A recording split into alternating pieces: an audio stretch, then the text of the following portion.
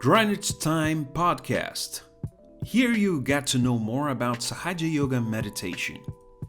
So hi guys, so in this episode, it's a special episode and we are inviting you here in our flat.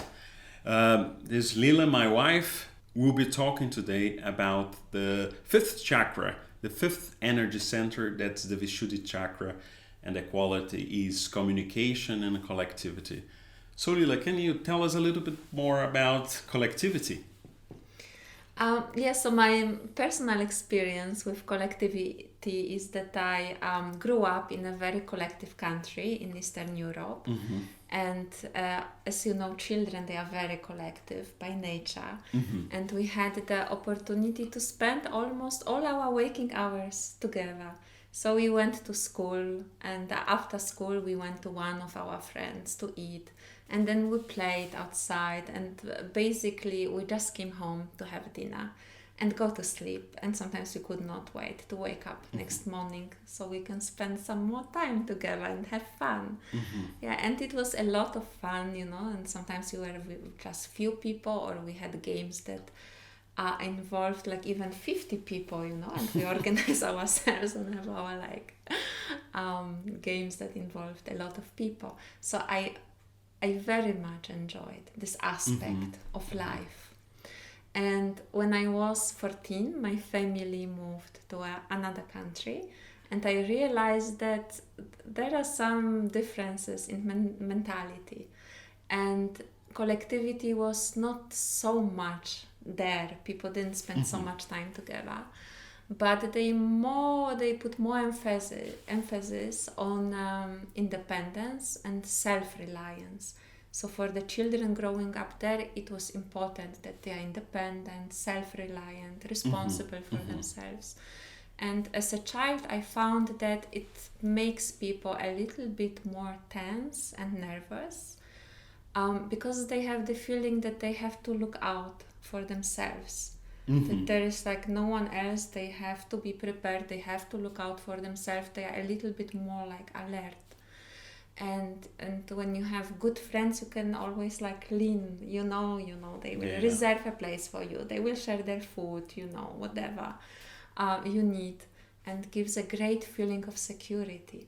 So I think one of the beautiful qualities of collectivity, last week Gergana and Anya, they spoke about the sense of security, and I feel that collectivity is connected also to this quality of security, because it does give us this sense of security.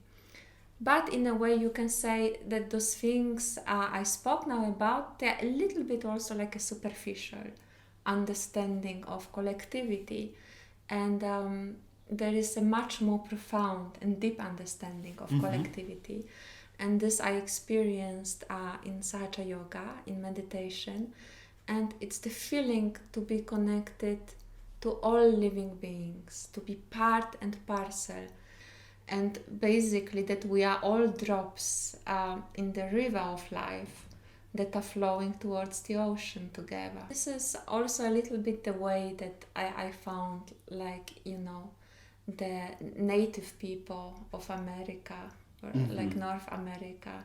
I read some books, and I found also that they presented with their culture very strongly this aspect of collectivity. And what I admired a lot about the culture, that this collectivity was very much connected to individual freedom as well. So you could experience both, collectivity and great individual freedom. It's interesting because, when the first kind of Europeans came, and especially in I think it was in South America, and I believe that all this kind of native civilizations, they had also very collective sort of way of living. And I remember when the Europeans arrived, they were kind of really amazed because there was not a clear leader. So they felt that, in Europe, we always kind of had kings and queens everywhere.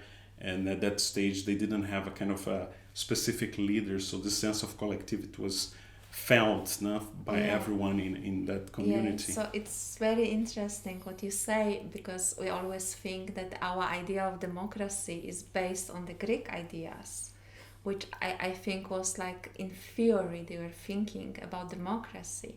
But actually the First Nations of US, they implemented, they were the only ones that we know of, that they implemented this idea of democracy. They have pretty much democratic societies, and even the system, the democratic system of US, is based on the system of the Sioux, of the they call it, I think, 5 nations. Very So it's interesting. inspired by system of the First Nations there. Yeah, I think one of the things for my personal experience, also in terms of collectivity, it was really kind of, I grew up kind of in Brazil, and it was really the feeling of being so international. I think a lot of people, they don't know, but in all the kind of American countries, all the American countries, they're, they were created by the arrival a lot of immigrants. So you really have like people from Japan, you have people from Italy, from Portugal, from Poland, from Lebanon, and this created a kind of very diverse society. And what I feel in meditation, and when I meditate as well, it's really a much more profound experience in terms of being part and parcel of the whole world.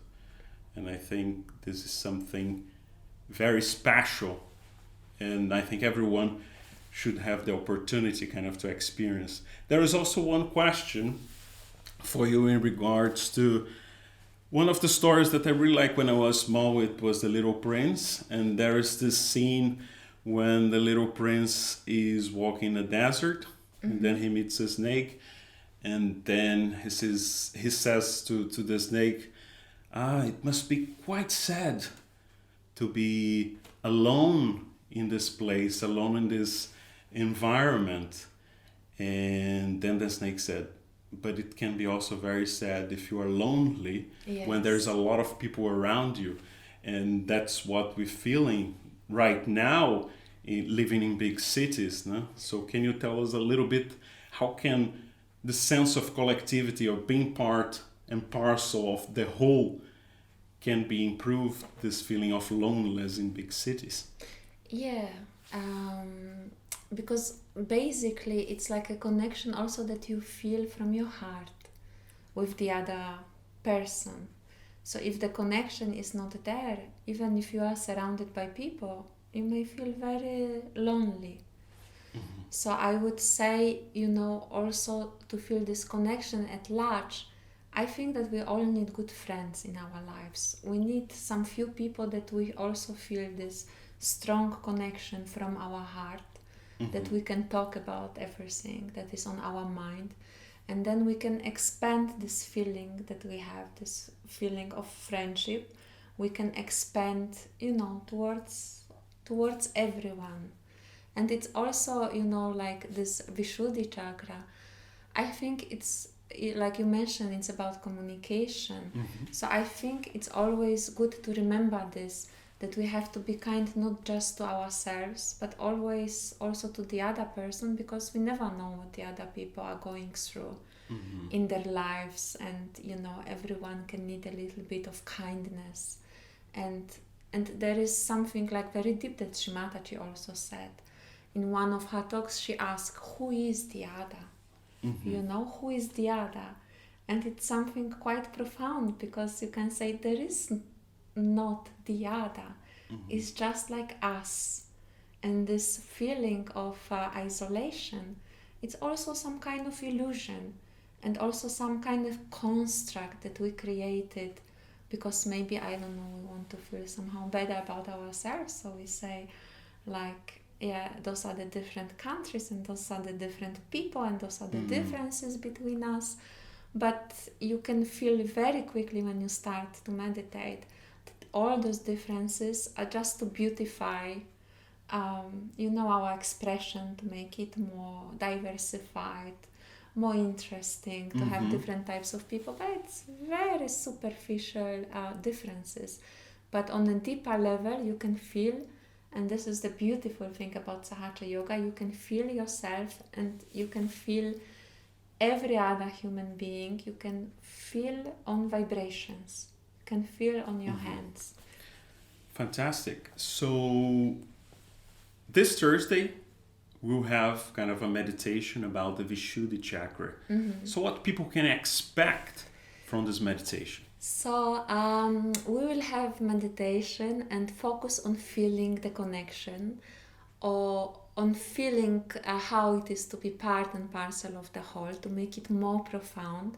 And we will also experiment with vibrations. We'll try to feel our own vibrations on our hands, try to interpret what it means when we feel, like some fingers, and try to make also the experience of feeling vibrations more profound and stronger. We will listen to a talk of Shrimataji, that's the founder of Sahaja Yoga, that is source of all the knowledge that we share. And we will listen also to a very interesting talk where she talks about this aspect of collectivity and vibrations. Perfect. So everyone is welcome, and we hope to see you all there on Thursday. Perfect. Thank you.